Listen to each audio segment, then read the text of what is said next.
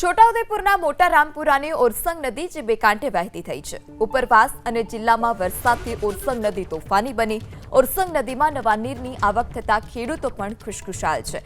તો સારો વરસાદ ઉપરવાસમાં પણ ભારે વરસાદને પગલે ઓરસંગ નદી કે જે બે કાંઠે વહી રહી છે, પાણીનો ધસમસતો પ્રવાહ આ નદીમાંથી વહેતો હોય તે દ્રશ્યો પણ સામે આવ્યા છે। પાણીની ભરપૂર આવક થતા ખેડૂતો પણ ખુશખુશાલ। તો મોટા રામપુરાની ઓરસંગ નદી કે જે બે કાંઠે વહેતી થઈ છે। સ્થાનિક નદીઓમાં કુડાપુર, ઉપરવાસમાં પણ સારો વરસાદ અને સારા વરસાદને પગલે ઓરસંગ નદી બે કાંઠે વહેતી થતા ખેડૂતો પણ ખુશખુશાલ છે।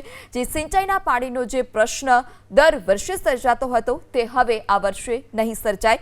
મોટા રામપુરાની ઓરસંગ નદી કે જે બે કાંઠે વહેતી થઈ છે અને આ નદીનું રૌદ્ર સ્વરૂપ, નદીનો ધસમસતો પાણીનો પ્રવાહ ઓરસંગ નદીનો સામે આવ્યો છે।